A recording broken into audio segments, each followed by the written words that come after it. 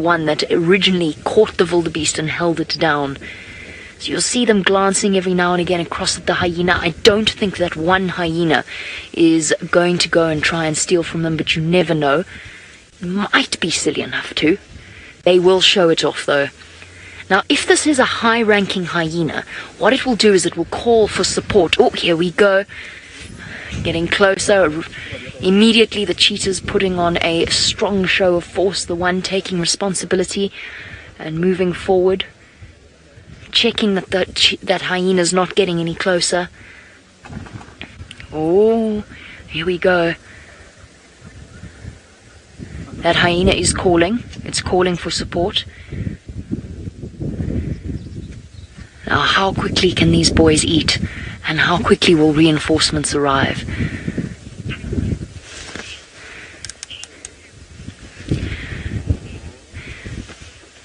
Tail. The cheetah's tail's between its legs. Here we go. Off it goes.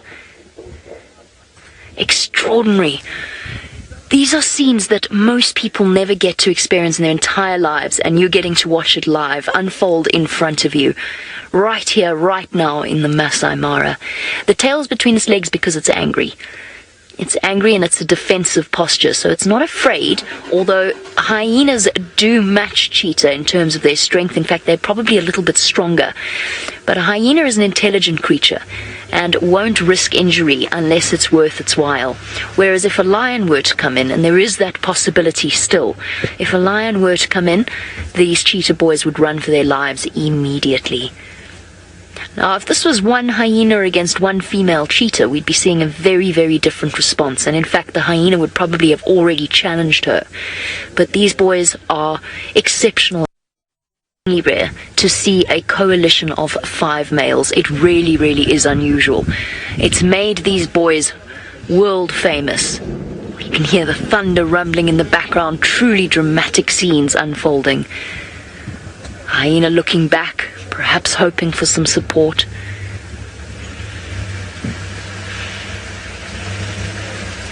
Laurie, I'm not sure about how many hyena there are in this clan. I'm not sure if this hyena belongs to the Lilac clan, which is apparently over 100 hyena.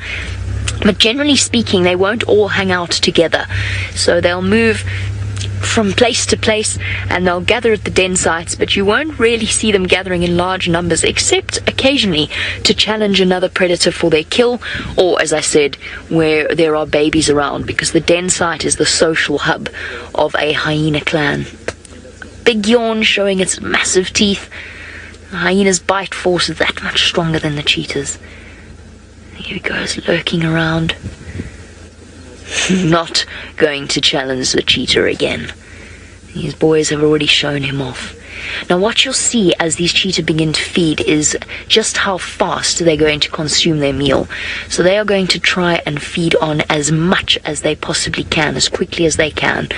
They have absolutely no idea when their next meal is going to be, and they don't know when they are going to lose this one, or if they're going to lose this one. They've worked hard for it, now they need to replenish their energy levels. Now you can send through your questions as well, and you can do that in the comments section below. Because this is live, it means that we can actually answer them. We will hear other vehicles starting up in the background. As I said, there are tourists who are coming to experience this amazing thing. Tourists are great. Tourists bring money, and the money ultimately goes to protecting these fantastic cats. And the cheetah numbers within the Mara are probably some of the most stable in Africa.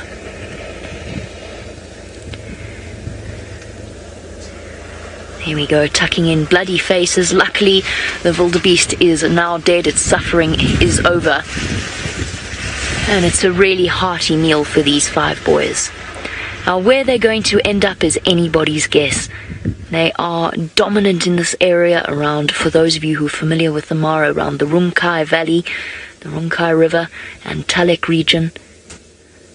And in turn, they've got to keep their territory safe and protected. And of course, they will be siring the next generation of little cheetah cubs as well.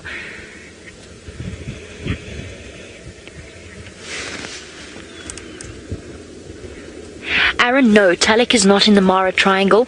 Talek's actually a village outside of the Mara National Reserve, and it's about as far, it's quite far east.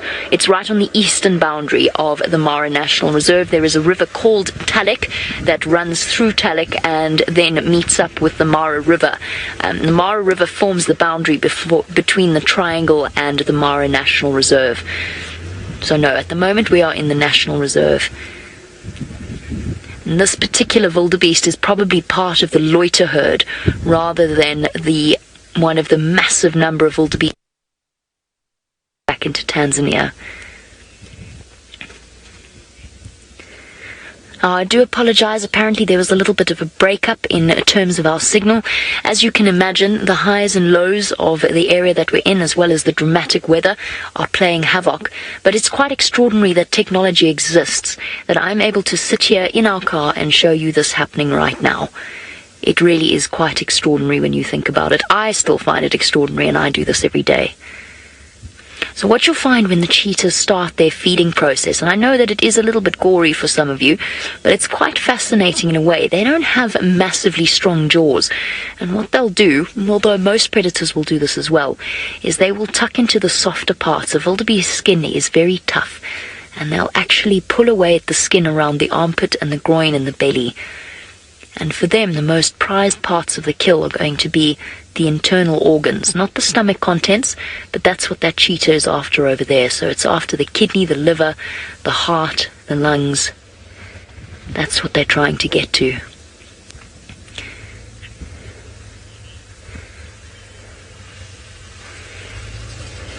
Richly, you want to know about the white sac that is now hidden behind the cheetah's head. You want to know what that is. That's the stomach contents. So obviously, as a ruminant, a wildebeest has a 4-chambered stomach, as well, of course, as the intestines.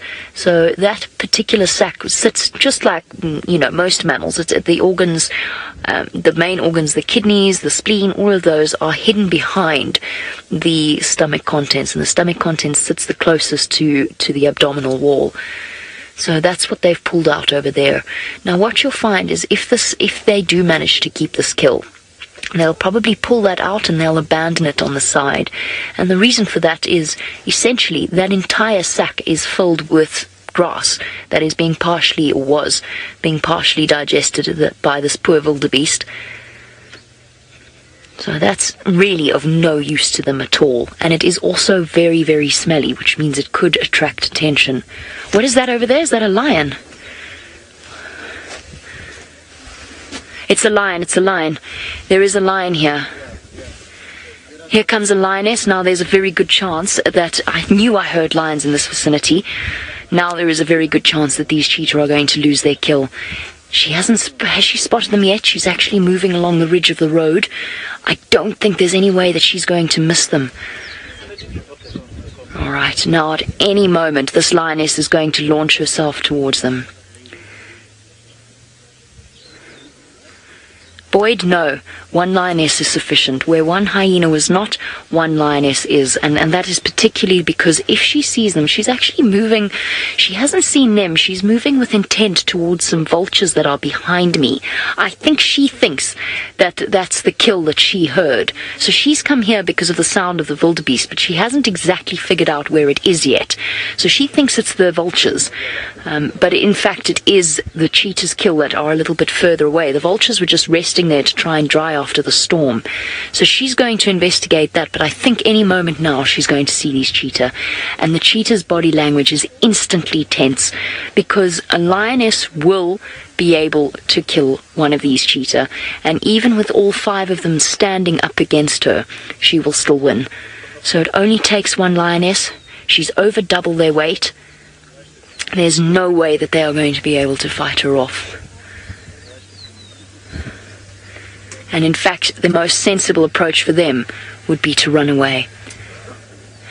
That's quite interesting. She heard the general direction that this kill was in. How extraordinary. Nope, she's seen them. Now she's seen them. She's facing... Oh, no, she hasn't. She's facing the right direction. Yep, you can see the change in the angle. Now she's seen them. And these cheetah are probably going to be gone. In fact, they're already moving off. There they go. Cheetah are going. The cheetah are running off. Their kill is gone, and the lioness is coming in. These cheetah are going to keep running. They're going to duck between the vehicles that are up in front of them. There they go, dashing off. And here comes our lioness. She's going to... Even the hyena is running. And there we go. We have the answer to whether or not they would challenge her. She's not going to bother to try and chase them, I don't think. She's got an empty belly. She's hungry too. Martin... No, I think she saw it. So we have a question coming through from Martin. I think she saw those cheetah rather than she smelt the blood. And I could be mistaken about that, but I think the wind is blowing her in slightly the wrong direction. It might be that the smell caused her to look around. And there we go. The cheetah's hard work. Now you understand why they ate so quickly, why they gorged themselves as quickly as they did. All of that hard work is now done. And the kill belongs to this lioness. Now, because this kill is here, she probably won't chase the cheetah. She'll probably let them move off and go on their way. And unfortunately for them, they're going to have to keep searching. And that is that. There's no way that Oh, here come the other two lionesses. Here we go. So she was slightly ahead of the group. These are the lions that I heard roaring earlier. There they come. I didn't know where they were, but I did know that I'd heard them, and I knew the general area that they were in. So it just goes to show, we tend to, or not we, people in general tend to revile hyenas as scavengers and praise the big cats for being hunters. But it's all about survival of the fittest out here, and lions will scavenge when they can. They will chase smaller predators away when they can. It's just one of those things. Just as those 5 cheetah males would try and steal a kill from a smaller predator. It's very much a circle out here. Really massive, strong lionesses compared to those cheetah. Callum, no, I'm afraid to say I have no idea which pride this is. I can tell you that I am in the Hammerkop region of the Mara National Reserve. I'm close to the Runkai Valley, and they're moving towards a place called Balloon Crossing, or at least that's where the cheetahs have disappeared off to. But as to which lions these are, I'm afraid to say I don't know. I'm pretty sure I will have seen them before because I've explored this area quite a bit, but I don't know which pride they belong to. And if any of you out there who do know which pride these lionesses belong to, please do get hold of us. We would love to know, and it helps to expand our knowledge of this area as well. It's only recently that we've properly been able to explore this corner of the Masai Mara. Now let's just wait until these lionesses come in. There's not all that much wildebeest to go around, and whilst it would have been plenty for the cheetah, you might find that there's a little bit of growling and fighting between the lionesses as they establish themselves at the kill. One lioness is already well and truly tucking into her hard won meal. She didn't really work that hard for it, did she? Jenny, you want to know if the cheetah managed to eat much of the kill, which is, of course, what we're all wondering. Not really, unfortunately. They didn't even manage to remove the stomach contents. You can see they've chewed around the shoulder, around the armpit region, and they have managed to eat quite a bit of the back end. But it's a good meal for a cheetah, but it's not sufficient. So that is why cheetah hunt as often as they do. They're actually very successful hunters when you compare them to a lion or a leopard. Oh, that was weird. I was expecting her to go straight in, but she just did a little... almost like she changed her mind. She's got a much fuller belly than the first lioness. So no, the cheetah will hunt again. As I said, they're more successful than the other big cats in terms of their hunting success, but they lose the highest percentage of their kills to other predators. Cheetah really are the bottom of the food chain. Oh, lioness. Endearing herself to all of us. Perhaps she felt as though she needed to salvage their reputation. You can see the lioness on the right growling.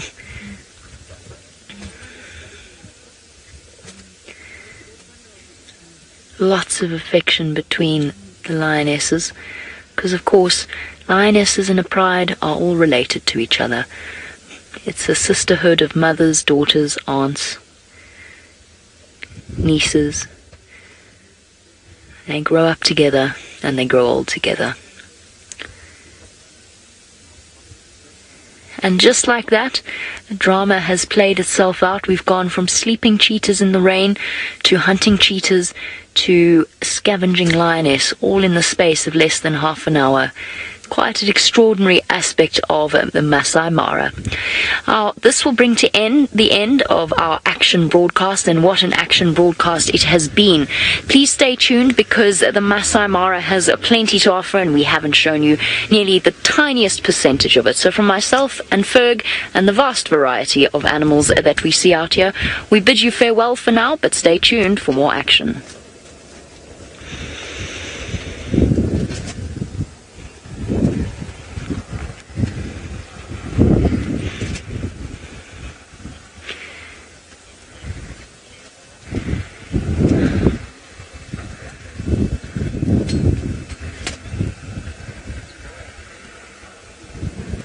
Okay.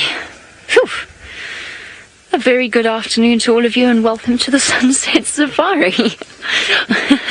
That was quite an extraordinary start. My name is Jamie, and this afternoon Fergus is on camera with me, and you can get hold of us in the usual way, which is to tweet us on #SafariLive on Twitter. You can send through your questions and comments. Perhaps you would like to share your thoughts on what just transpired in front of us. We're going to send you over to Tayla for now, because we've had an action-packed afternoon here, but it sounds like there's even more action across the Angama football pitch. Hello. You just joined us right in time for today's Super Sport match. Here we go. We've got Reds against the Blues. It's a bit wet out here today, but luckily this team is well trained on the wet turf. My name is Tayla, and I'm going to be your commentator for this afternoon. And we've got David bringing you this action-packed sports game. Right, back to the action. Who's on here? Right, we got a goal! Djuma! Woo! And the team, the Red Angama Devils, score again. Woo, woo, woo! Look at that. Absolutely so excited. Now, tweet who you think should be man of the match. #Safari. I'm done. I'm not doing this anymore. Sunglasses on my head and everything, because that's what commentators do. Hello again, everybody. I'm not a commentator. I'm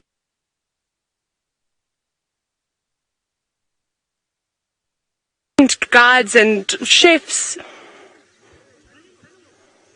Oh, sorry, I believe the gremlins are attacking during the sports games. Even they seem to be here too. Now we can say that they live in South Africa, in the Masai Mara National Reserve, the Triangle, and also on the football pitch. So sorry about that, everybody. Okay, we're going to not watch the sports game anymore. But anyways, basically, Angama and a couple of other lodges from the western section of the Triangle have all got together and come and have a bit of fun and play together, which is quite nice. It's a sort of common thing around the lodges, whether you're playing touch rugby or soccer, a spot of cricket, whatever floats your boat. But we're not the only girls out here today, although Tristan's not a girl. Let's go back across to Tristan while I desperately try and compose myself. Lodges playing soccer, and most of the lodges out here actually do have soccer teams, and I myself have partaked in some of those games. But a very warm welcome to Djuma Game Reserve and to South Africa. It is a wonderful afternoon, actually. We've got a bit of cloud cover, so it's not too hot, not like yesterday, and everything seems quite promising for this afternoon. Now, as Taylor mentioned, my name is Tristan, and on camera today I've got VM, the Wildebeest, and it is live and interactive, which means #SafariLive or YouTube chat, should you want to get hold of us. Now, the plan is for this afternoon, VM and I have been discussing this at length this afternoon, is that we feel that there's something strange in the air. So we both think that there might be something uncommon, rare, or something unusual lurking about. We've surmised that it could be Mvula, it could be Shongile, it could be something like that. So we're doing all different parts of Djuma today. We've decided we're going to drive all the places that we haven't been driving and that we've been neglecting. So now we're on the new road right up on the western boundary. We're going to go up towards Sydney's Dam, and we're going to check all along the Buffelshoek boundary, and then we're going to come down towards the Mulawati and check Twin Dams much later in case Hasana's there. And if nothing, then we're going to head off to the Birmingham's Chitwa and see what they're up to. So that's the plans for this afternoon. Hopefully it will be a good afternoon. Hopefully we'll find something epic, and well, if we don't, it still will be fun anyway, because at least we're not being absolutely scolded by some bright sunshine. There is a little cloud layer and everything is quite pleasant. There's definitely a change in the weather as well, because there's a bit of a breeze blowing, little wispy clouds, and it just feels as though rain is coming at some point. So I wouldn't be surprised tomorrow morning we wake up with a little pitter-patter of rain on the roof. I think so anyway. What do you think, Vildy? Yes, Vildy also agrees. He hopes so as well. We were just talking about how it's still quite dry for this time of the year, and we're hoping that a little bit more rain will come through. Even though it will make things thicker, we do need it. Now, while I contemplate puddles and rain and all kinds of other things, I believe that Rebecca is telling me that Jamie has puddles on her side, and I wonder, did they have a rainstorm today? Do we have a rainstorm? We have one singular rainstorm. We got hit by about 5, I would say. So a good 5 rainstorms. Oh, sweet. This is a lovely scene. So I've left the lionesses for now, and I've just come to, I think I'm going to stop here just because I think, let's do this. There we go. So we've got puddles everywhere. We can stop here. Puddles everywhere, but the sun is finally coming out. I would say it's probably rained, how much would you say? For a good 20 mils while we've been sitting around with these boys. And I wish you could have seen them. I was sort of hoping it was going to continue until we went live this afternoon. As it was, our plans changed considerably. But I was hoping you'd get a chance to see them, because it was too sweet. They were all cuddled up in the rain. Now, of course, we've got some affection with an ulterior motive here. Let me clean your face because I love you, but also because you're covered in blood. Which, of course, is very tasty for a cheetah. Sorry, boys, but at least you have slightly fuller bellies than you did before. It's an unfortunate reality of their lives that they're going to lose most of the stuff that they kill. Look at that. Isn't that beautiful with the flowers and the sun and the cheetah? What a lovely scene. So after what was quite a gory start, Solo, you want to know what flowers these are? For the life of me, for some reason, all of a sudden now all I can remember is the toilet paper flower, which is ridiculous because I actually learnt their Latin name about 3 days ago, but my memory's decided to turn into a sieve. Solo, hold that thought. It will come back to me and I will remember, and I know that Judy H will be able to tell you in a split second, but let me see if I can try and get my brain to remember what it is. They're all over the Mara at the moment. And I know their name. My brain's a little bit frazzled as well from the direction that our afternoon safari went in, because it changed course quite dramatically from us cuddled, sort of tucked up in our jackets underneath the car tent to filming the cheetah hunt in the space of a few seconds.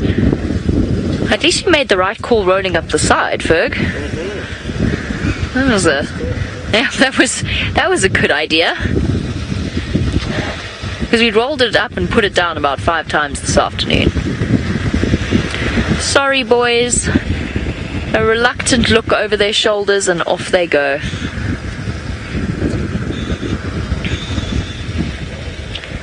Ilana, yes, they can. I mean, one hyena they could protect the kill from, absolutely, these 5 boys, which we saw. And in fact, even 2 or 3 hyena might be a bit intimidated by the prospect of 5 cheetah males. And in fact, I would say that a leopard would think twice about tangling with these 5 boys as well. A male leopard would be an interesting battle, and I think that the cheetah would probably relinquish their kill before trying to fight for it. But a female leopard, I don't think would decide to challenge them. So yes, there are predators that they would be able to keep their kill safe from. It is unfortunate, though, that 3 lionesses, there was not a chance. Even when that first lioness came in, we knew without a doubt that they absolutely were going to move away from her as quickly as possible. Now there are some wildebeest in the background. Sorry, I just had to cover up my monitor because there's still water dripping.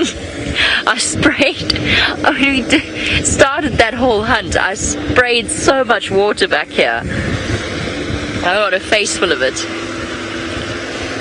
Now they have eaten, but there are wildebeest at the back. I don't think they're going to try again though. Not so close to those lioness, because the lioness will just hear it and they'll come back again.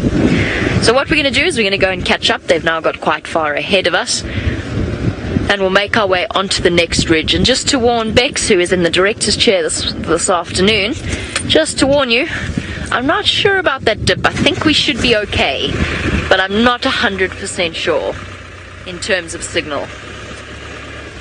Oh, there's another car behind me. One day I'm going to reverse into someone.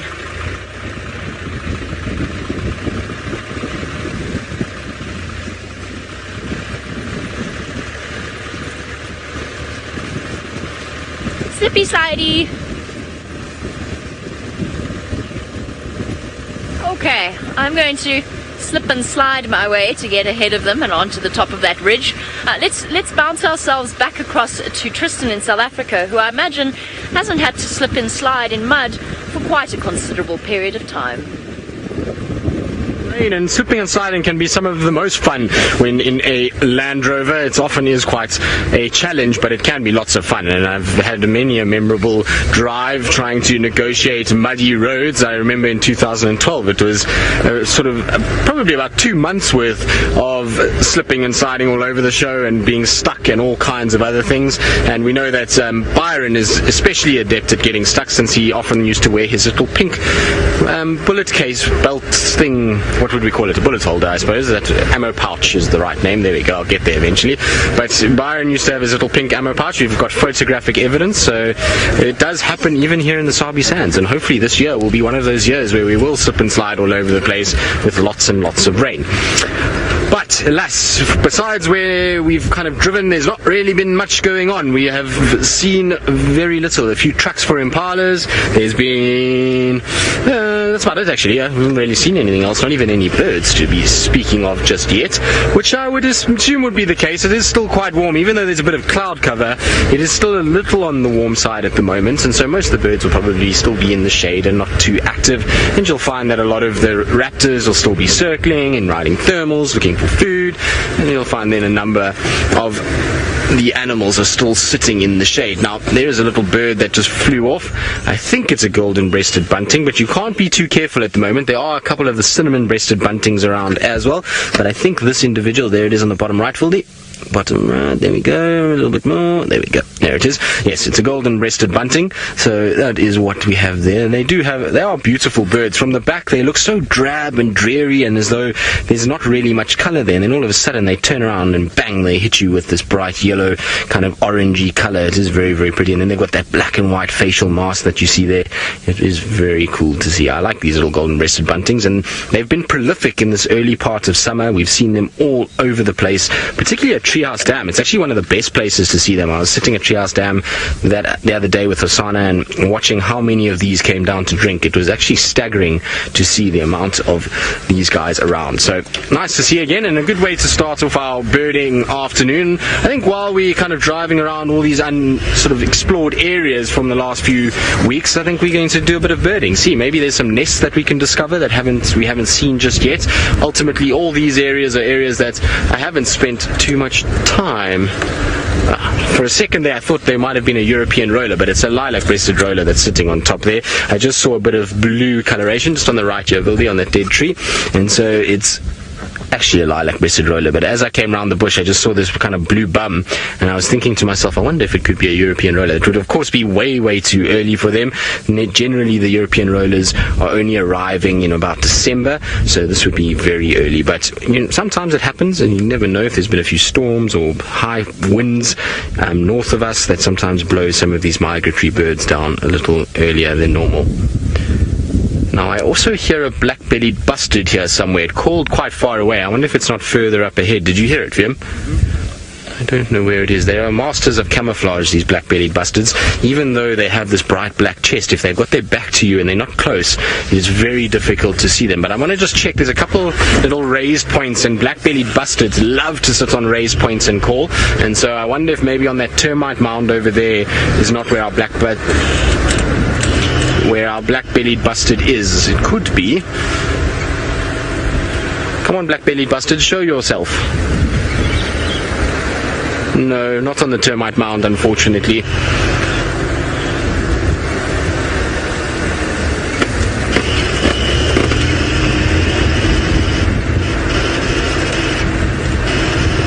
So Graham, I wonder if that's Graham as in Big Boss Graham. He says a challenge for summer, a thick-billed cuckoo on camera. Sure thing, no problem. I will do my level best to get a thick-billed cuckoo on camera. Like I say, they are seen here. I saw many last summer, and I saw some red helmet shrikes along the Mulawati, particularly up near Buffelshoek Dam. So I'm going to try and check as much as I can for a thick-billed cuckoo. I'm pretty sure I can find one at some point and get it on camera. We've got a long summer ahead of us, and if we get cracking now, I hope that we will be able to find one. I'm pretty sure there will be one at some point somewhere that we'll be able to get on camera. So Vildi, challenge accepted, isn't it? Sounds like it. There we go. So we will get a thick-billed cuckoo at some point. I am going to do my level best.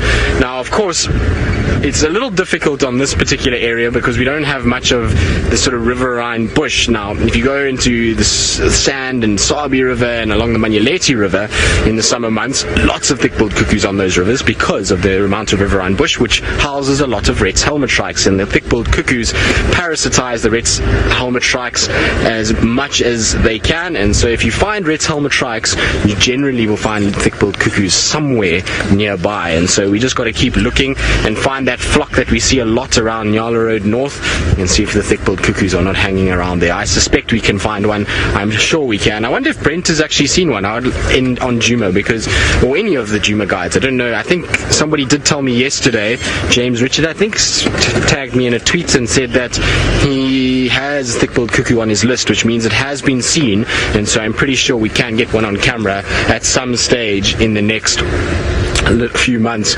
during the summer months. Now, I've just come past Impala Plains and onto the power lines area, so I do apologize if there's a little bit of breakup. Sometimes when we go under the power lines it provides a bit of interference. That's normally on Rusty. Wendy's typically okay. Rusty sometimes just has a little issue with the power line, so I'm just apologizing now in case.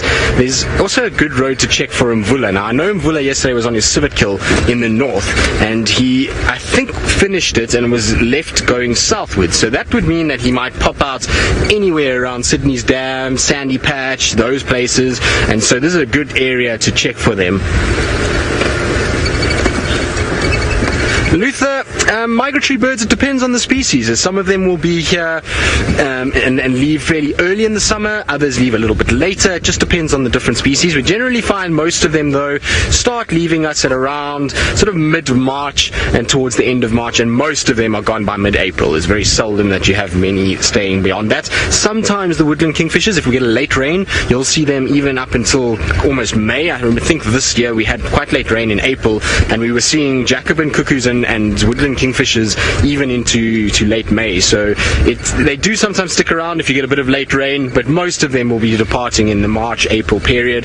That's when we see a lot of migratory species. Others even earlier than that, so the carmine beaters, I've seen them leaving already in February sometimes. So it just depends on rainfall, it depends on insect availability, because most of our migratory birds are insect eaters or predators or birds of prey that hunt those insect eaters, and so it's very seldom that you get seed eaters or those kind of birds migrating, and the reason why they don't have to worry is because obviously there's food all year round, whereas insect life is only very, very high in the summer. And the most difficult bird to see in Djuma is a difficult one, because birds, being as mobile as they are, often end up going into places that you would never expect them. So there's a lot of birds that could be vagrants here that you wouldn't expect to be here, and a prime example of that, we were talking about this a few days ago, is the golden pipit that I saw in January. Brent has had a corncrake, which does occur here but very difficult to see. Purple banded sunbird, not something that you should see here. There was a a sooty tern that was seen in the western Sabi sands in the last summer. So there's a lot of different birds that could potentially get here.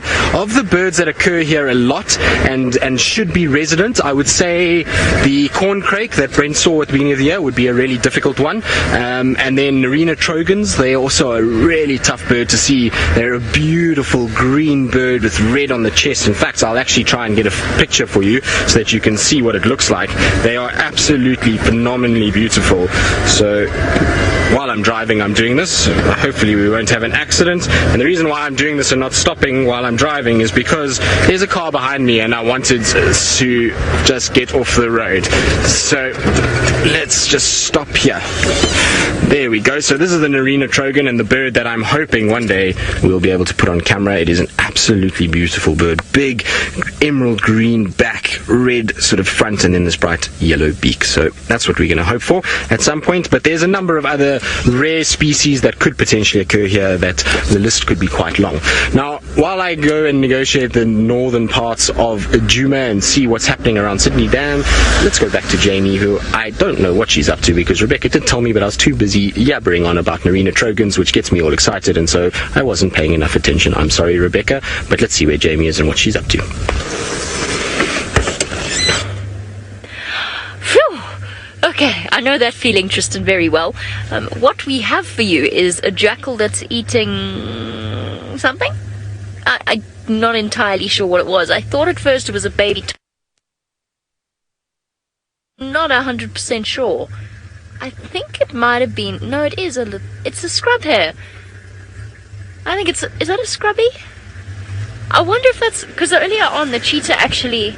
Goodness, the cheetah actually chased the scrub hare and it went dashing off, not quite in this direction, but maybe if it panicked, it could easily have run straight into the direction of this jackal. No, it looks a bit. No, it is a scrub hare. It must be. That must be the scrub hare. So the cheetah chased the scrub hare and it went racing off here. And, oh, the poor thing. It must have escaped the cheetah and gone straight into the jaws of the jackal. Oh, jaws of the jackal. Sounds like a Tom Clancy novel. Absolutely. But the jaws of the jackal have ended the life of the scrub hare. Doesn't have quite the same ring to it when I say it like that. We're sitting on the top of the ridge, and the cheetah are actually making their way, or were making their way in this direction. So there's a chance, depending on how the situation plays out, there's a chance we could see the cheetah steal from a jackal. So we get the real full circle of predators stealing from other things. But now they've just gone beyond where we can see them. Unfortunately, we don't have signal down in this gap. As you can see, possibly, they're there. Can you see them, Ferg? Back of them popping out. They'll pop up soon.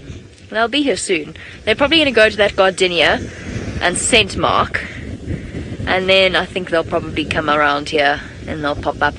There is a herd of wildebeest up ahead of us, but I really doubt that they're going to go racing in the direction of the wildebeest, not as close as they are to those lionesses. I wouldn't have thought. If they do that, then their lion avoidance strategy really needs a rethink, because then it completely explains why they lose kills. It'd be very silly to go for these wildebeest now, because the lionesses will just come and steal them again. If they heard that kill from where they were, which was pretty far judging by their roars, if that was them roaring, they can hear a kill over 1 kilometer away. There we go. Ah, look at that.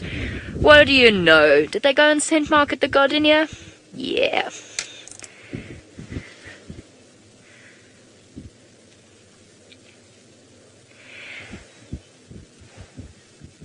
So as our cheetah approach and scent mark on the gardenia and make their way in the direction of our jackal that's nibbling on a scrub hare, Alan, jackal and hyena are not related. Well, I mean, if you go back far enough, yes, they are related because they're part of the carnivore order. But no, they are not. Jackals are part of the dog family. They're a true canid. Whereas hyenas are part of a completely separate family that is not a cat and not a dog. It's called the Hyena Den family, as I suppose makes sense. No, they are not, and if you go back in terms of their family line, they are slightly more closely related to cats than they are to dogs.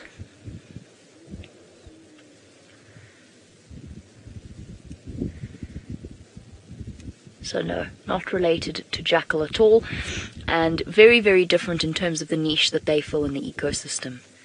You're not surely going to do it, boys. Surely not. I don't think so. Look at that, clean faces. Completely cleaned. After their very rapid lunch. It's a wonder they don't get indigestion.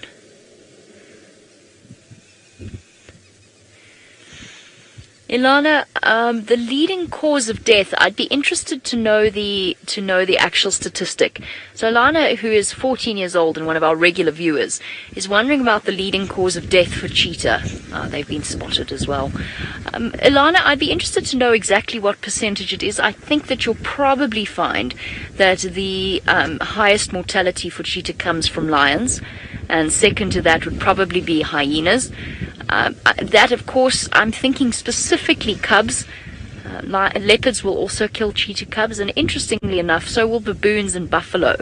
And in fact, I think you'd find, especially in places where they really have found a secret and safe den site, something like a baboon or a leopard would be more threatening to their cubs than, say, a lion up towards the rocky areas. But I'd be interested to know, and I'm sure there's studies done into exactly what the sort of highest percentage of death in cheetahs is caused by. My money's on lion. Lions often go out of their way to kill other predators. Nothing wrong with that. It's just one of those things. It's their natural instinct to reduce competition, and the fact that they're just the biggest thing out here makes them the biggest threat. Look how soggy you are still. You can really see how much it rained. They must be absolutely drenched. Okay, you've still got a little bit of blood on your cheeks. Your buddy missed a spot. They're interesting, these 5 musketeers. They really are fascinating to watch. They go from cuddling together to fighting to scrapping. I'm going to go for the jackal. That chase. Oh, I can't reverse, unfortunately. I'm sorry, Ferg. There's a person behind me. I can't redirect us. Oh, there goes the jackal with the scrub hare kill. Are the cheetah going to go chasing off after it? Let's see. Let's stick here for now. They're going to pop out from behind this car shortly. No, I think the jackal got away scot-free there.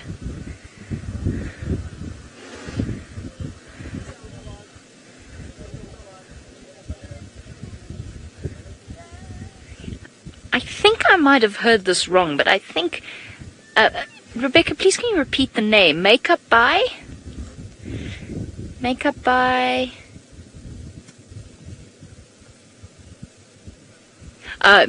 Asia. Right, Rebecca, I think, read my mind as to what I'd heard. Makeup by Asia. Jackals live in family groups, so they're monogamous. They have their own little territories, and they live a male and a female together, and then they pups as well. So once they raise a litter of pups, the lovely thing about jackal is that they will actually keep they'll stick around their mum and their dad and help them raise their next set of siblings. So they'll actually help to raise the next set of pups, which I find quite lovely about them. One of my favorite things about jackal. They're really truly fascinating little creatures. And I'm sorry that I missed the scrub hare hunt, because I've never seen one before. I've never seen a jackal hunt a scrub hare.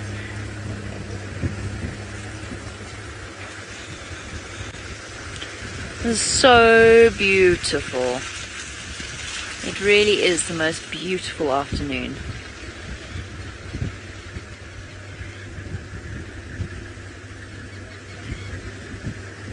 Here come the lapwings.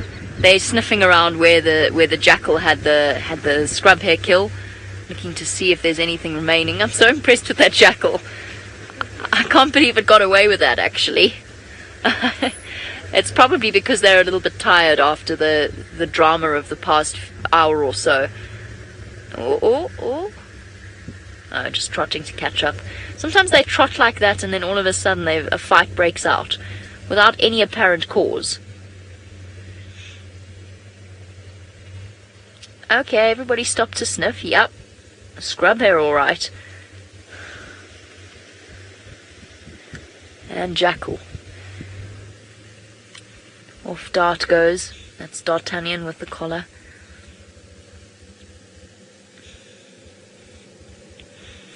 And 5 elegant shapes making their way up and over the horizon.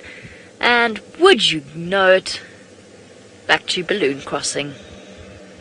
Or at least in the vague direction of balloon crossing. My personal Bermuda Triangle of the Mara.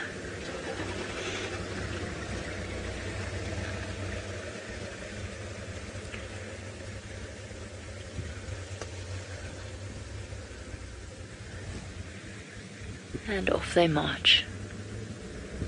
And of course, we are all gently serenaded by the sound of the vehicles as they drive past. That is, of course, track 1 of our Safari Live Mara musical CD that will be released later, featuring country specials like Muddy Rodeo. And the melancholy blues number, Is That a Lion or Am I Sleep Deprived? And a hard rock number featuring guitar and vocals by James Hendry.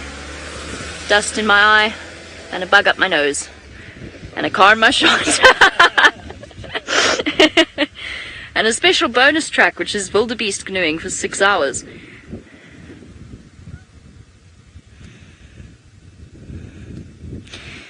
And we, of course, have somebody to thank for that amazing afternoon with the Musketeers, and that was Brent, who found them this morning and told us where to go.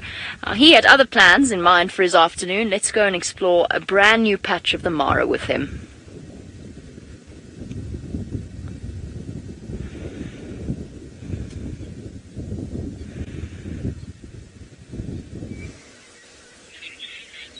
Welcome everyone, and we are in about the most far-flung reaches of the Mara we've ever been. And we did try to show you a waterfall or two on the Sand River. Unfortunately, it was just beyond our reach. But as I say, we are expanding constantly, and one of the things that we've been doing at the moment is exploring new areas of Mara and working out whether it is worth popping up antennas and whatnot to reach certain areas. And I must say, I'm slightly in love. It is incredible. It is so, there we go. Sebastian agrees. It is so different from the rest of the Mara. So we're in scrubland.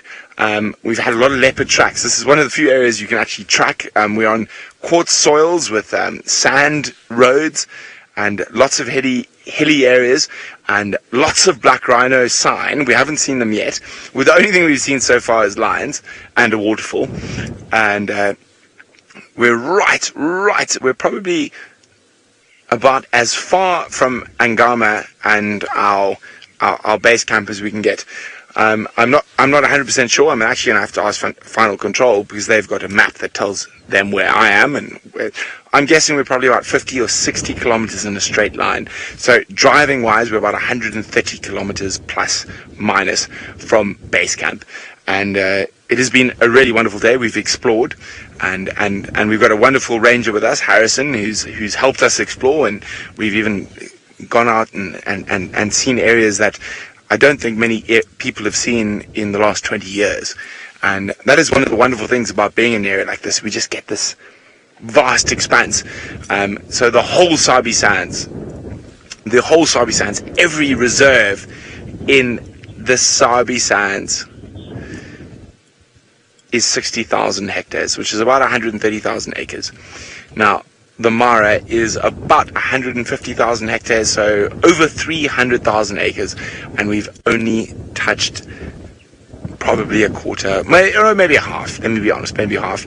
And Seb and I've taken on ourselves to go into new areas, and it's incredible that we've realized without too much effort, we've got signal and comms in areas that we thought would never be possible. And who knows what incredible characters, and especially in this area, I'm very excited about the black rhinos. So there are only 30, 35, 36, Harrison, how many black rhinos? 45 black rhinos in the whole Mara. We know there are 12 in the triangle, and the rest are in this area.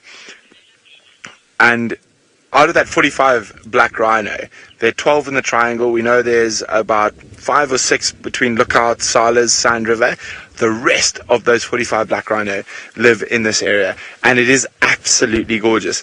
And I mean, clouds aside, because there's a lot of big rain clouds around, and I'm always ecstatic to explore a new area, and hopefully we're going to be able to show you some of this new area as we move through it, and we might or might not be able to show you lots or little.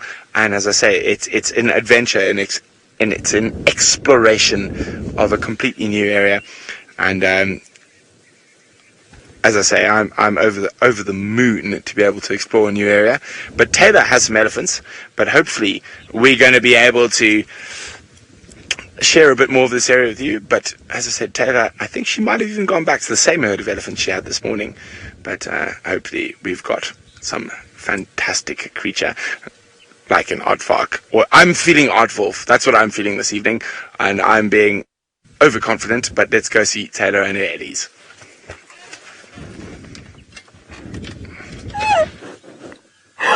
Brent, that was the longest link in the history of linking across to another presenter. I really feel like we all need to agree on this. We always tease each other at work that it's James's pet hate is when you take too long to go across to his feed. But Brent has taken the cake today. Tristan is normally number 1. I'm sorry, Tristan. You've gone down to 2 now. Brent is up there on top. Poor Bex was talking for about an hour before she came across to me. But we do have elephants. They are still here. Luckily, it's a big open space. And if they do move further and further away from the car, you can kind of still see them.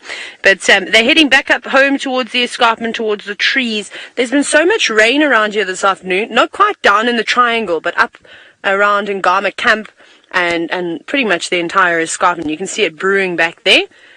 So elephants, I hope you know that that's the weather that you're going to get, and lots of thunder. It's been raining since about 2:30 this afternoon, in fact. But there's a little one nudging up to most likely an older sibling. And it's quite a young elephant, and it has lost its tail. And there's quite a few youngsters we have seen with a little stumpy tail. Whether it's the same one or not, it's quite hard to tell. It seems to be very common in the Mara. But either way, they have been playing in the mud today. Much earlier, though, when it was a bit warmer. It got quite chilly as the weather came about. Although I have seen elephants also having mud baths regardless of the temperature. You know, actually, sometimes just after you've had a downpour, the water will loosen up some of an elephant's favorite soil. Maybe each elephant has a different or a preferred sort of soil, and then they'll often splash around in baths. But they're moving away, and our goal this afternoon is going to be lions. Yes, we're going to do lions. I was thinking we had to change our plan though. Oh my goodness, Darby, we might have to change it again. Look at the rain. Another one. We cannot have another downpour today. So we've basically, well, I closed the tent and opened it, or David and I closed and opened the tent. Must have been about 100 times today. And I hope we don't have to do it again. So we were going to go down west, sort of, and do the river route, but I'm not, because that's where all the rain is. So we're going to be driving in this sort of northeastern corner, and we'll check the Mara River. We'll have a look around here. So who knows what we may find, of course. But heading down to the Mara River in this area means that the Angamas could be on the menu, or perhaps the Olololo females. But we'll travel around and have a look. Let's jump back on board with Tristan.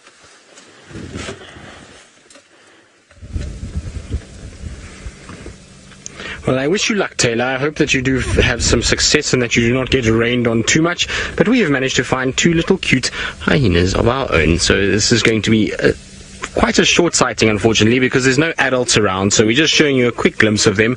Ultimately, the den they're still too young to be here without the adults, and so we're just showing you guys that they're still well, happy and alive and doing just fine. Now, the darker one, which seems to be the more dominant of the 2 from the last few sightings we've had, is lying right out in the open, is chewing a bit of grass, and I'm sure at this age the teething is out of control, and so everything is a chew toy. They chew grass and sticks and bones and anything really that they can get their little teeth on. And the other one is lying quite safely inside the den at the entrance and looks very fast asleep. I suppose it's a snoozy kind of day. It's a warmish, clammy afternoon. There's a bit of cloud cover, a bit of a breeze, and so why not take a little afternoon siesta and take it very easy. But such cute little things, and they're growing by the day. I actually can't believe how big they are, considering when we first saw them, and it feels like just yesterday that we had these tiny little hyena cubs running around in this area, and now we've got these kind of two. I suppose they're not big, but they're much larger than what they were, and far naughtier and far braver than what we saw a few weeks or months ago. They're now actually starting to come out and go around all over the place, and they seem to be quite curious. When we first arrived, they kind of came towards us, and then they got a bit of a fright from the impalas that are just behind the termite mound. There's two impalas that are actually quite close, and then they went scuttling back towards there, and they've now both settled in this particular area and are taking it quite nice and chilled. I wonder where the adults are. I would have thought that maybe if they were out like this that the adults would be somewhere close by, but I've scanned all over and I've checked around the den.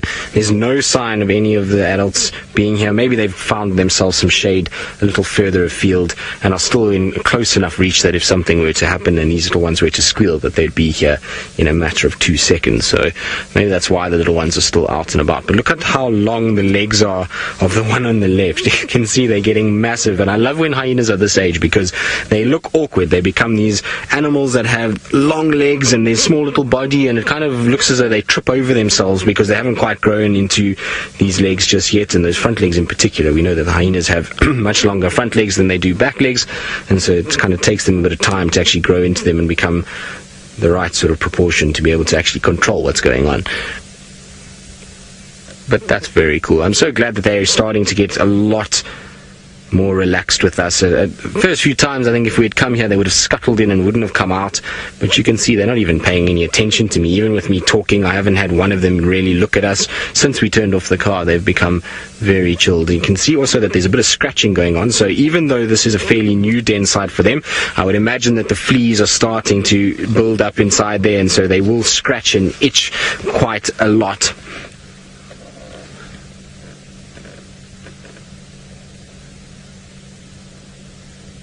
So Lana, who's 14 years old, Lana, so hyenas have a bit of a different system to what the lions do in terms of introducing their young ones to the clan. What you find with hyenas is that there's a very, very rigid social structure. So it's not quite like the lions, where the lions, there will be lionesses, and yes, there will be a kind of lead lioness, but it's not really that sort of structured. Whereas with hyena society, there will be a matriarchal female, and then there will be hyenas that follow on from her until you get the lowest ranking member. And according to how they kind of sit within the clan will dictate how early these little ones are exposed to the rest of them. Generally, you find the matriarchal female, normally the other hyenas, because they follow that matriarch around and then they kind of are submissive to her, they often meet the little ones quite early on, and they then get kind of pushed away and they go off. But these little ones, which are from probably the lowest ranking member of the clan that we have here, as far as I know, they have not yet seen any of the matriarchs. I suppose it could have happened at night when we're not around, but as far as I know, the matriarchal females have, well, the high-ranking females, let's call it, have not come into this area just yet. And so these little ones haven't met anybody and don't know the rest of the clan that well, because generally the low-ranking females will den away from the high-ranking females and split off during their denning period, because they just are that low down, and the adult sort of the matriarchs will take over the best denning spots, and so these guys then get pushed aside a little bit. So it's not the same as where they'll have a den and then once they become big enough, they then get introduced. You'll find a situation that as they get a little bit older, so they then get taken. Well, they start moving around on their own, and then from there they start interacting with little bits of the clan, and it depends on whether they are male or female as to how they will be seen within the grouping. If they are males, they're going to be quite low ranking, particularly because they come from a low ranking female. They're going to maintain that rank, and even as a female, actually, they will be the same. If they were high ranking males, or a high ranking female and they were male cubs, then you would find that they'd sit much higher on the food chain than any of the other males. But at the end of the day, these are low ranking individual that had these, and so these are ones, whether they're male or female, are going to be right at the bottom. Now, Rebecca did ask me a question, and I've forgotten exactly what the question was. So, Rebecca, if you can just repeat that for me. You can see the one is just grooming a little bit.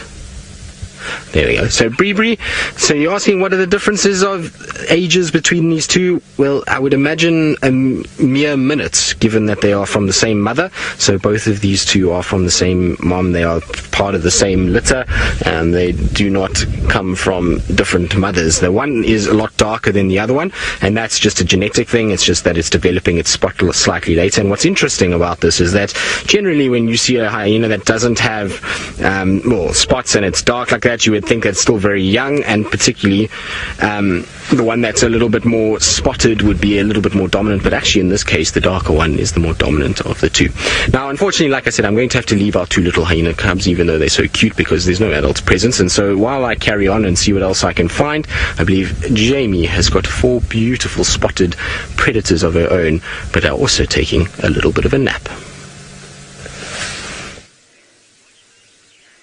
I've got 5 spotted predators being watched by a very soggy-looking Tommy. So soggy Tommy's watching soggy cheetahs, having had a little bit of a scrap in the bright green grass. Now my hope, and it was working out beautifully, we had all 5 of them walking together, the theme tune of the Magnificent Seven was playing in my head, and they were all walking towards us, towards a gardenia, their favourite gardenia actually, and then they went and lay down, really far away from us. And I'm thoroughly unimpressed because they gave me false hope, and I know they're coming to this gardenia because I've seen them here mark this gardenia many, many, many times.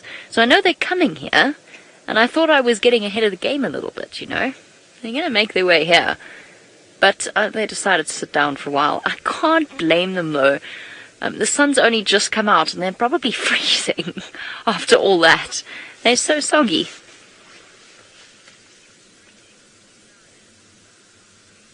Alana, you want to know what would happen with cheetah with similar genes if they kept breeding? Funny thing is that cheetah do have very similar genes. Of all of the animals out here, there is very, very little genetic difference between individual cheetahs. And that's because there was a bottleneck quite a long time ago, so about 10,000 years ago, possibly even longer. Cheetah, there were very few cheetah left in the world, and as a result, those cheetah bred with each other and created a situation where there's very little genetic variety between cheetahs. So in theory, you could graft... Excuse me. Excuse me. You could graft skin from one individual cheetah onto another. I'm really sorry if that gave everyone a bit of a fright. I didn't have time to give you a warning. So this is what cheetah do. Is cheetah very similar to each other, do breed with each other. If, let's say, you were to get a situation where a very limited population of cheetah kept breeding, you would have a situation where you'd have inbreeding, and that is what often results is you get genetic defects. And usually 1 or 2 generations is okay, but if that inbreeding continues, then you'll start to get things like dwarfism, which I've seen in lions before, and it was one of the most depressing things I've ever seen. In one of those highly, highly unpleasant cub petting areas, and it just so happened that we were driving past, and some of these cubs came to the edge of the fence and looked at us, and they were clearly suffering from a form of dwarfism. They had stunted legs, and it was really very sad.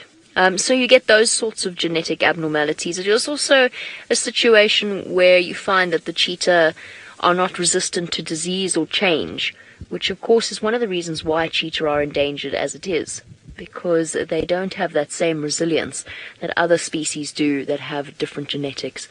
I can't do it anymore. I cannot sit here and watch these cheetah and listen to the guinea fowl alarm calling. I'm sorry. I can't, not for the second time today.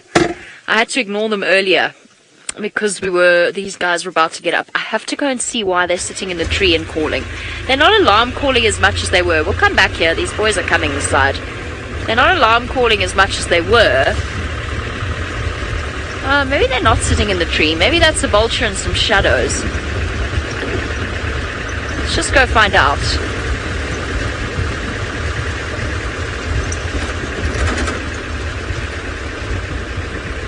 No, I think that is vultures in a tree.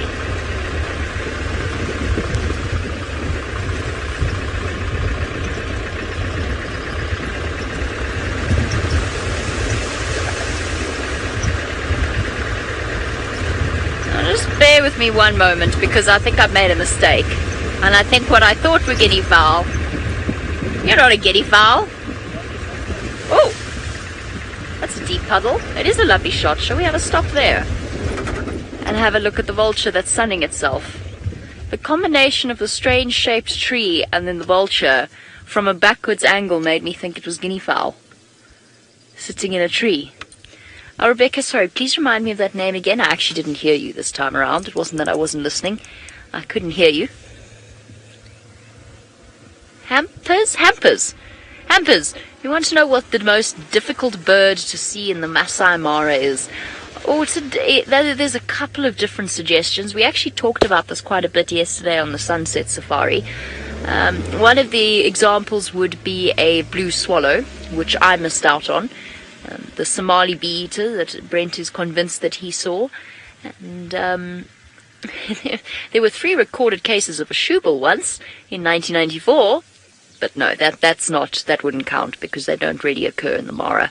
So those are just some of the examples. What you really need to do is go birding into the sort of river areas, in the thick trees, and then you sit and you look. And the more time you spend there, the more chance you'd actually have of seeing some quite unusual birds lurking around that area. Okay. What's happening there, Faye? It was a splendid starling. Oh, it was a splendid starling. Ah, I see. I couldn't resist, I can't. Such a splendid starling. Well, this is a splendid shot of a lappet-faced vulture.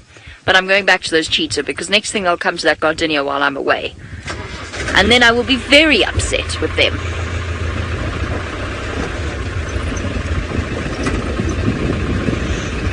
Okay, I'm going to get back to where our cheetah are making their way towards. Let's go across to Tayla. I didn't hear what she has, and Rebecca's not entirely sure what it was.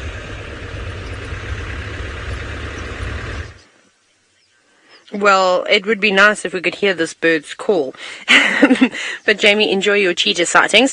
Now, David has already shouted at this bird. He said, "Don't you dare," because it looked like it was about to fly, just as we were linking or being linked to. And that's the common thing with birds. But this is a white-browed Coucal, and because we've had so much rain, it is truly fitting. And I've been listening to them for most of the day, calling. It looks like it's about to jump out of frame, and off it goes. Just hopping to the next branch, but very nice. And I'm still waiting for the day that I can get a sighting of one hunting and chasing a lizard or a snake or, you know, big armored ground cricket or, I don't know, something through the grass and then devouring it. So we had some little whispers in the non-existent wind today that there are a couple of lions not too far away from us. Sounds like 2 males and a female. Whether they're mating or not, not sure. We're going to have to go and find out. Could be quite interesting with 2 males around. We know that they'll sort of compete for dominance. So that could be quite good, but we just need to try and find them now. And I think that they're closer towards Little Governor's Camp. So it's not too far away, except I've just chosen to drive on the bumpiest roads today. Right, making sure I actually see where I'm going and don't drive us into an area where we're going to get stuck. I actually see some vehicles up ahead, so I wonder if that means lion. But before we even get to the lion, there's a couple of buffalo around too. Okay, not much around in terms of food for lions. A few warthogs here and there and a couple of buffalo, which is quite normal. But I'm actually going to try and concentrate on navigating these roads and head towards the lions on the cars. Let's go back to Brent. It looks like he's in the jungle.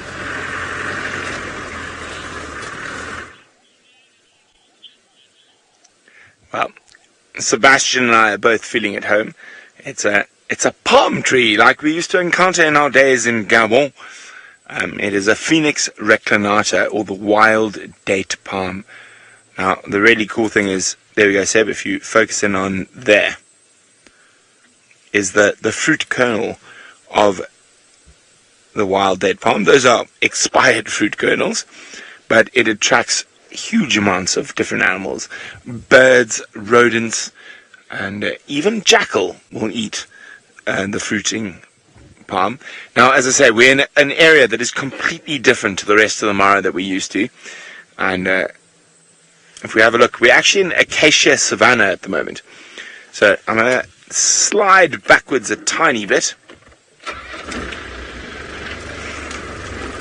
And now I've been a lot of places in Africa, and I must say, this is one of the most beautiful valleys I've been in.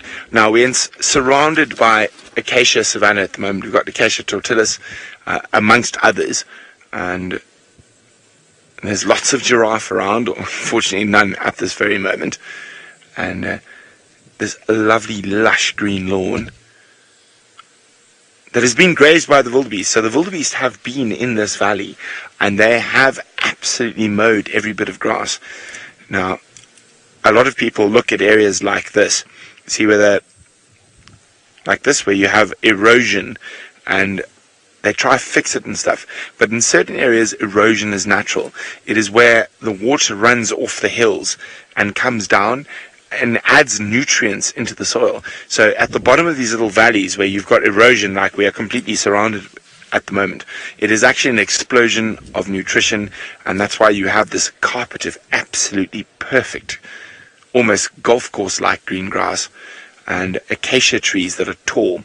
Now the elephants come through here and they will feed on this, but acacia trees, and especially in this proximity to each other, will have that chemical defense to send elephants moving along. So a whole area, maybe 200 acres of acacia trees, if one acacia gets fed on too much, the acacias will talk to each other through chemical signals, and the elephants will have to move. And I must say, this area is just absolutely astounding. We are in a valley between those hills that you will see shortly that Seb's going to show you there, and the hills to the left of us are actually Tanzania. So just beyond us is Tanzania. And Harrison, how far? 1 kilometer, 500 meters, Tanzania. 1 kilometer from us is Tanzania, and it is, for me, so astounding. It is so different from the rest of the Mara. And Riti is wondering about the Phoenix reclinata, or the wild date palm, which we have seen more in the last 45 minutes than I think I've seen in my whole 6-7 months in Kenya. There's a lovely big one right there, and Riti's wondering if that fruit is edible to humans. It is, and not only is the fruit edible to humans, and Sebastian, being from Gabon, will know about this quite well. If we go down onto the stalk, you can tap the stalk. Sebastian, how much palm wine have you drunk in your life? There's a giggle. Never, which we know is a lie. So there's an alcoholic beverage in most places in Africa where the Phoenix reclinata occurs, which might be a little bit stronger than a glass of water, that is made from different palms. And Phoenix reclinata is actually one of the best palm wines. I must say, to be 100% honest, I find palm wine absolutely vile. I do not enjoy it. I do not think it is nice. But Sebastian, what do you think of palm wine? Musungu. Mzungu. Yeah, Musungu. Mzungu. Oh, Mzuri. Sebastian likes palm wine. I think it's horrible. Absolutely disgusting. Clayton, you are spot on. When these palms fruit, the elephants will definitely feed on them. Now, what I find incredibly interesting about palms in general, whether it be a wild date palm or a lala palm or a Hyena palm, different palms occur all over Africa. The elephants will feed on the fruit when it drops, and that fruit is already dropped. That is an expired flower. They will not break down the actual branches of the palm, and they will not eat the leaves. Now, Rebecca, I'm going to be very naughty, and I'm going to drive up to that palm tree. So, as I said, we're in a new area. We've never been here before, but I'm hoping we might you might lose us. I'm hoping we don't, but if we lose comms, it's okay, because I understand there's a little dip in front of us, and I'll grab a leaf and we'll go up onto the next ridge where we have comms. But if we do lose picture, I do apologize, and I will take the leaf to the next place we have picture. So let's go on an adventure, because today has been all about adventure. Okay, let's go.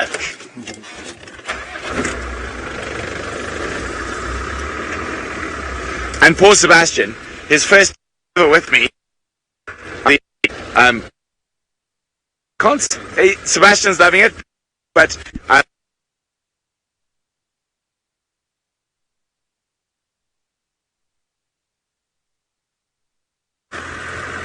Oh my goodness, just as he was about to pick the fruit. Just teasing. Sorry about that, everybody. These things happen, of course, but we are not too far away from some lions. I saw some lion-colored things laying in the grass not too far ahead. There's actually now all of a sudden a lot of game. The area that we were in before, a couple of buffalo, like I said, and a few warthog. But now, before we even get to the lions, bouncy bounce.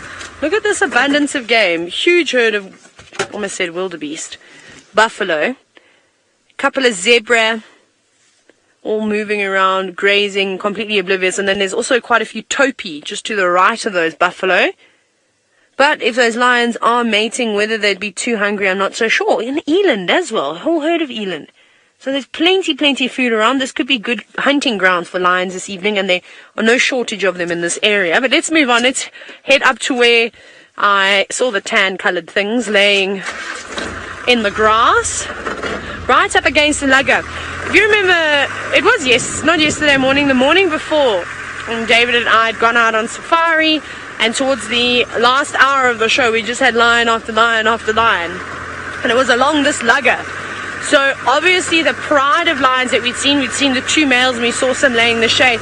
There must have been a female within that group that was in estrus. So there's the lugger there. I apologize, the road. These roads are so bumpy when you're not on the main roads. And I have a little tickle in my throat this afternoon. Here the water's running. Not quite the raging mulwati that we're used to seeing, but it's something. We actually didn't get that much rain.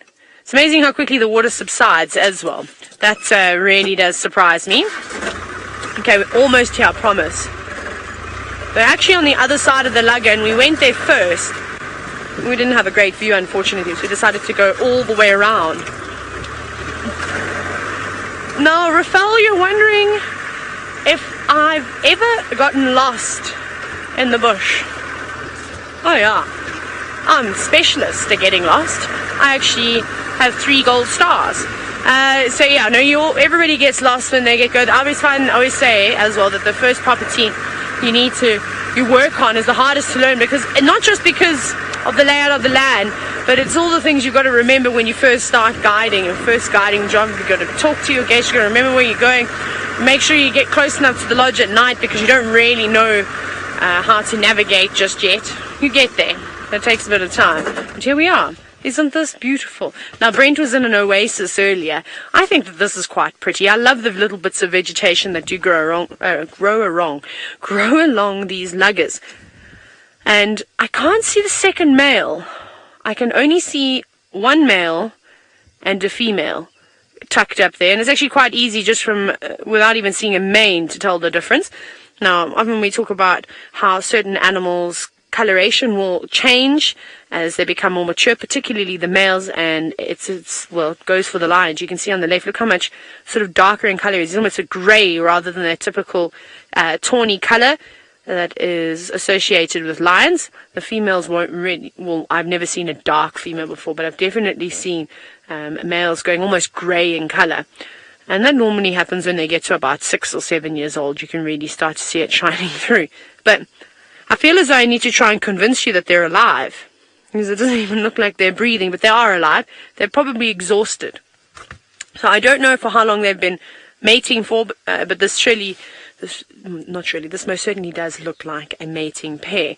So we could wait 5 minutes, we could wait 10 minutes, we could wait 25 minutes, 45 minutes, depending on how far along they are in their honeymoon.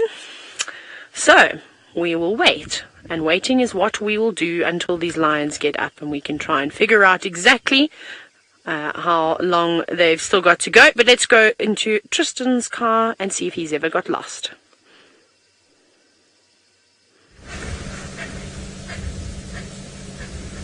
Well, hopefully at some point, Tayla, they'll get active and provide a show. But what we've got is a migratory bird, and since we've been discussing birds most of the drive, this is a lovely bird to see. It's a Wahlberg's eagle. In fact, there's 2 of them here, and they've been quite vocal. They were flying around, and Viam did a fantastic job of tracking them all the way towards the tree, and so it looks like both dark form individuals. So there it goes, flying off towards Gowrie Dam side, and you can see once it takes there, look at how long that tail is and rectangular. It's such a good IDing feature. There's no other birds really that we see that have a same kind of structure, and the other one is just above us here, so I think maybe it might be flying around towards where the other one is perched. You can see there it is sitting, and this one is not as dark as the one that flew off. This is slightly more kind of rusty brown than it is very dark, although actually now that I look at it, I suppose it is quite dark as well. So it was really cool to see, because both of them came off the ground and they were calling and they were kind of circling one another, and then both landed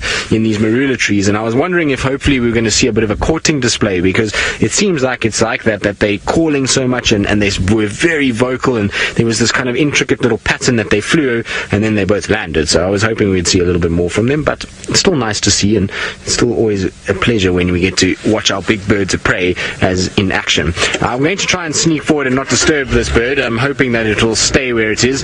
Given that some of these birds are just arriving from migrating, they might be a little bit on the skittish side and not too used to vehicles. Our ones down at Twin Dams and on Wahlberg's road, they fairly relaxed, but these individuals not so much. These are new to the area, and so they tend to move away quite quickly.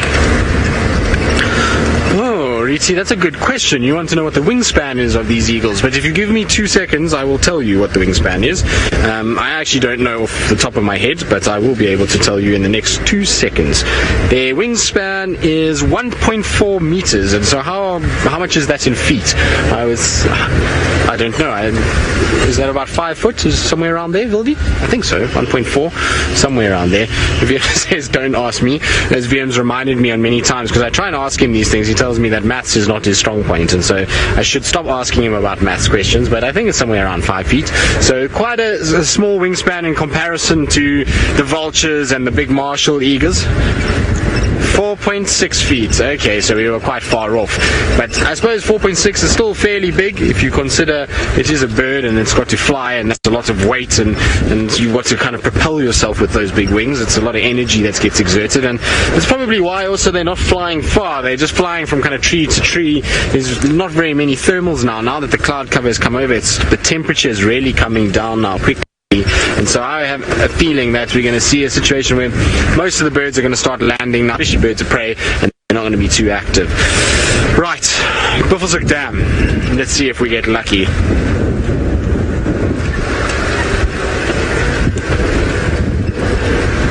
Riti, you're asking if eagles will call to mate or if there's danger around. I don't know if it's they calling each other to mate, but there's definitely will be calls to announce themselves and to kind of attract attention to them.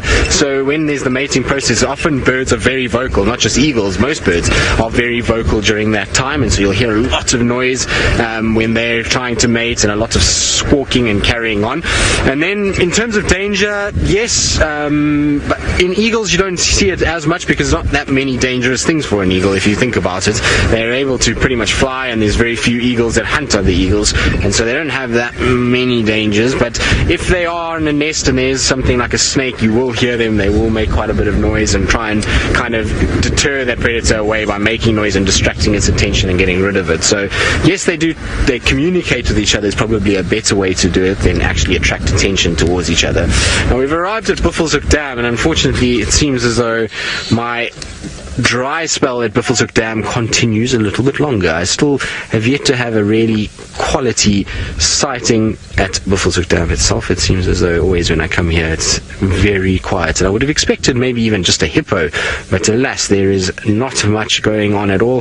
So what is good about this dam is that there's lots of little nooks and crannies and little places where things can hide. So always important when you get to a dam like this just to stop, look around. Sometimes you can be so kind of occupied with looking at the water that if you don't look on the fringes and around the tops, on the banks and various other places, and even to our right here down this drainage line, you can sometimes miss things that are very obvious. And seen it many times where you kind of drive this way and you forget about looking on the side where there's no water and there's something lying there or something that's feeding in the bush around. In this case, unfortunately, nothing that I can see and nothing noteworthy to look at. There's not really any birds around either. I thought maybe we'd find some lapwings, and I'm super excited because there was a sandpiper that was seen pretty much along the Sabi River inside the Kruger National Park, but it is a sandpiper that doesn't normally occur here, and so I'm hoping that we get a bit of a storm over this weekend and maybe blows that bird a little further west and here into the Sabi sand. But I'll show you that bird just now, and while I try to find it in the book, let's go across to Brent, who I believe is gazing into the abyss that is a hole in the tree.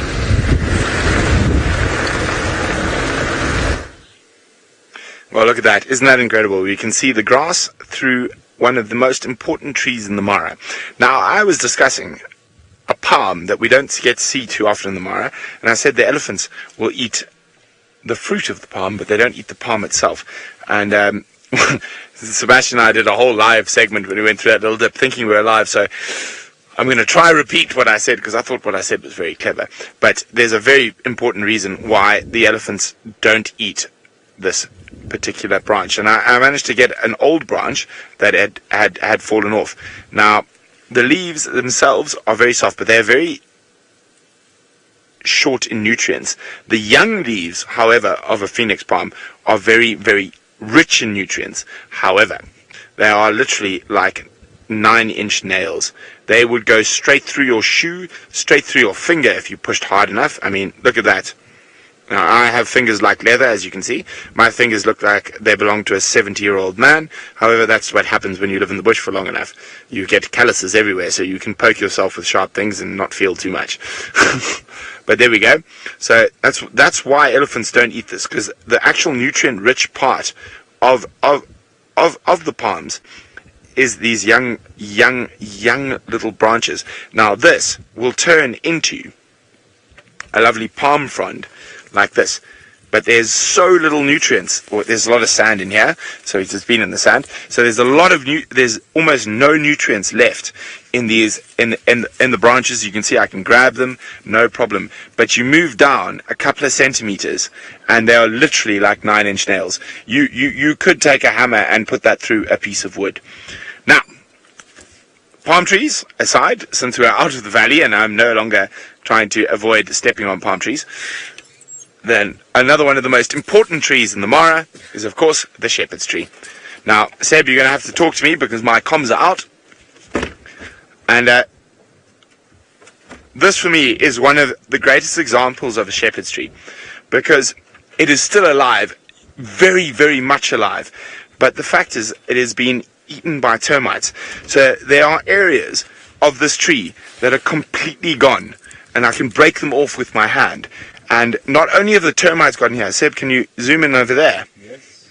You can see there's perfectly round little holes in there that are made by wood borer beetles or longhorn beetles that have managed to, after the termites have eaten off the protective bark layer, have managed to eat into this.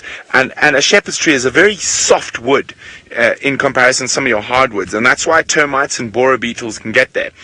And it's called a shepherd's tree because in areas like the Masai Mara and the Karoo in South Africa, there we go, try to get comfortable, it is the only shade available, not only to the animals, but to the people looking after domestic animals. So it's called a shepherd's tree because it's the only shade around. Now, normally, I would try to climb the tree, but we have roofs on these cars, so apparently if I climb the tree, you're not going to be able to see me. So, yes, Seb says yes, I can't climb the tree.